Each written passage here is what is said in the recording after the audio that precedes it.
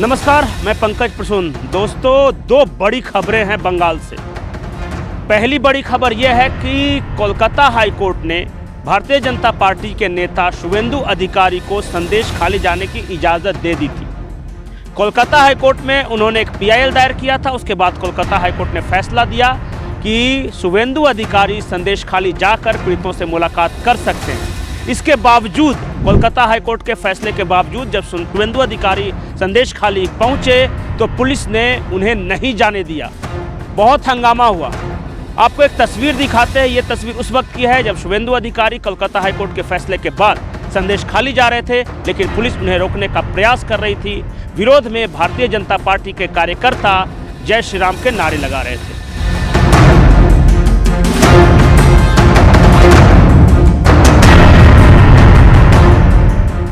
तो देखा आपने, दूसरी और उससे भी बड़ी खबर है, और ये खबर भी कोलकाता हाई कोर्ट से आई है। कोलकाता हाई कोर्ट ने संदेश खाली मामले पर अपने टिप्पणी में साफ साफ कहा है कि संदेश खाली में SC महिलाएं यानी दलित महिलाओं के साथ गलत व्यवहार हुआ है, उनका शारीरिक और मानसिक प्रताड़ना हुआ है, ये कोलकाता हाई कोर्ट कहता है। इतना ही नहीं, कोलकाता हाई कोर्ट ने यह भी कहा है कि पश्चिम बंगाल की ममता सरकार वहां हिंसा, उनका उत्पीड़न रोकने में नाकाम रही। नाकाम ही नहीं रही, बल्कि ममता सरकार के इशारे पर और उनके शह पर संदेश खाली में महिलाओं के साथ गलत व्यवहार हुआ। यह कोलकाता हाई कोर्ट ने कहा है। अब इससे साफ साफ कोई भी कोर्ट किसी भी सरकार के बारे में क्या कह सकता है, आप बताइए। लेकिन हमारा मुद्दा इससे भी आगे है। बंगाल में ममता बनर्जी सरकार नहीं चला रही है, माफिया राज चला रही है। और वो कैसे, ये सिर्फ हाईकोर्ट की टिप्पणी के सहारे मैं नहीं बोल रहा हूं। मैं कुछ सबूत दूंगा, कुछ बयान सुनाऊंगा, और उसके बाद आप देखिएगा कि बंगाल में ममता जो है वो एक सरकार चला रही है या फिर माफिया राज चला रही है। मैं बताऊं कहानी, उससे पहले आप हमारे चैनल को सब्सक्राइब कर लें, इस वीडियो को लाइक कर लें।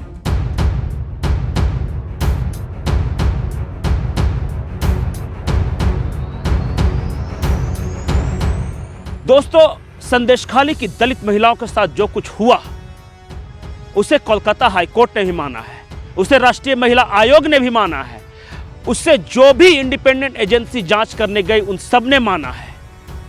मीडिया चैनल्स पर उन महिलाओं के बयान हैं, उन लोगों के आंसू हैं, वीडियो है। जब राष्ट्रीय महिला आयोग की रेखा शर्मा वहां गई तो कैसे फूट फूट कर महिला रो रही थी। हमारे पास तस्वीरें हैं कि कैसे जब पत्रकार गए तो वहां के बुजुर्ग अपने आप को असहाय बता रहे थे। जो कमजोर है वो बता रहे थे कि शेख शाहजहां के आगे किसी की नहीं चलती थी। इन सब को झुठलाकर ममता बनर्जी ने एक पाप किया।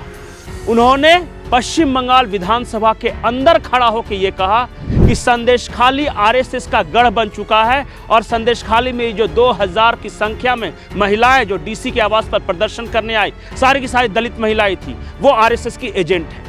इससे बड़ा पाप क्या होगा? लेकिन उससे ही बड़ा पाप मैं बताता हूं।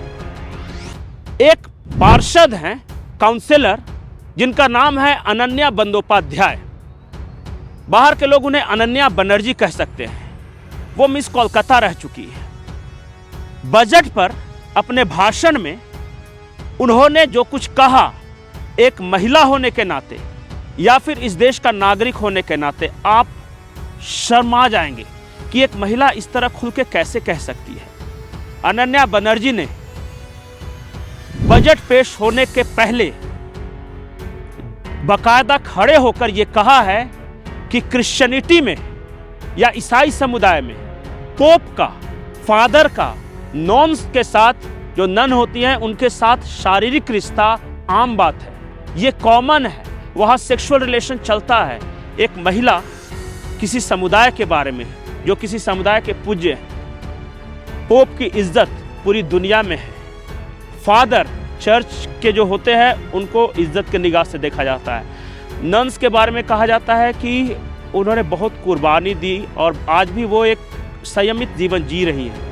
उनके बारे में अगर ममता बनर्जी की पार्षद ये कहे कि वहाँ सेक्स फ्री है, फादर नन्स के साथ सेक्स करते हैं, पोप का महिलाओं के साथ सेक्स होता है और ये सब कॉमन चीज़ है, बहुत खुलेआम होता है, तो आप क्या कहेंगे? आप सुनिए कि टीएमसी की पार्षद ने क्या कहा था। ये बंगाली में है, जिसका तर्जुमा करने की कोशिश करूंगा। पहले वो सुनाता हूं और बगल में टेक्स्ट में वो स्क्रॉल चल रहा होगा कि उन्होंने कहा क्या, वो हिंदी में है। आप खुद सुनिए।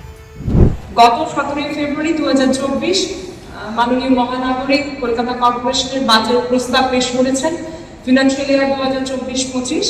এই বিষয়ে অ্যানালিসিস অর্থাৎ বাজেট অ্যানালিসিসের মধ্য দিয়ে যাওয়ার আগে আমি একটা ছোট্ট গল্প দিয়ে শুরু করতে চাই। বিপদকর্মী গল্প। এই গল্পের মধ্য দিয়ে কোনো ব্যক্তি বা কোনো সম্প্রদায়কে আঘাত করার আমার কোনো ইন্টেনশন নেই এবং আপনারা এই গল্পকে গল্পের স্মৃতি যে দেন আমার ভালো লাগবে। আমার গল্পের প্রেক্ষাপট ওয়েস্টার্ন কান্ট্রি, পার্টিকুলারলি খ্রিস্টান কান্ট্রি, যেখানে সেক্স ইজ ওপেন এবং সেখানে চার্চকে কেন্দ্র করে পোপ অথবা ফাদার, নান অথবা সিস্টার, তাদের মধ্যে যে সেক্সুয়াল রিলেশন হয় সেটা খুব আনকমন নয়। এরকম প্রেক্ষাপটে আমার গল্প, একজন ফাদার এবং চাচি যাচ্ছিলেন এবং যেতে যেতে একজন অল্প বয়সী সুন্দরী নান তিনি দেখেন এবং নান তাকে লিভ চান, ফাদার তাকে লিভ দেন। तो सुना आपने। अब आप बोलिए कि एक तो पार्षद है, टीएमसी की हुई तो क्या हुई। कहानी खत्म यही नहीं होती।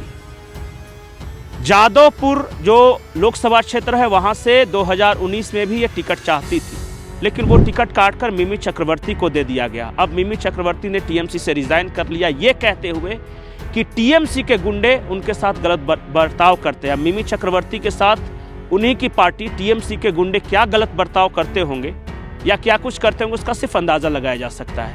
लिहाजा उन्होंने इस्तीफा दे दिया।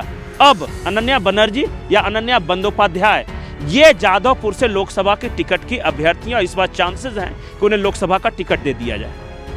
दूसरी और बड़ी खतरनाक बात, हावड़ा के पंचला इलाके से आई।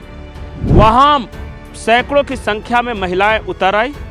उनका आरोप है महिलाओं का कि एक एचके सलील है जो टीएमसी का नेता है, उसने जबरदस्ती वहां ठाकुर जी के जमीन पे कब्जा किया, इन महिलाओं की जमीन पे कब्जा किया। महिलाएं आंदोलन कर रही है। तो टीएमसी की गुंडागर्दी की कहानी सिर्फ संदेशखाली तक सीमित नहीं है।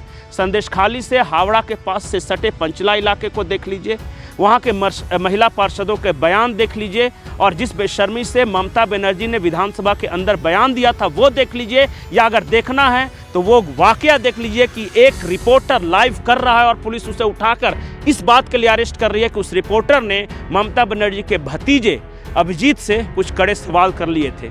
अरेस्ट का बहाना बनाया गया संदेशखाली को कि संदेशखाली के बारे में रिपोर्टिंग करना अलाउड नहीं है, और ये रिपोर्टर वहाँ जाकर ग्राउंड पर संदेशखाली के बारे में रिपोर्टिंग क्यों कर रहा था। आप समझिए कि पश्चिम बंगाल के क्या हालात हैं।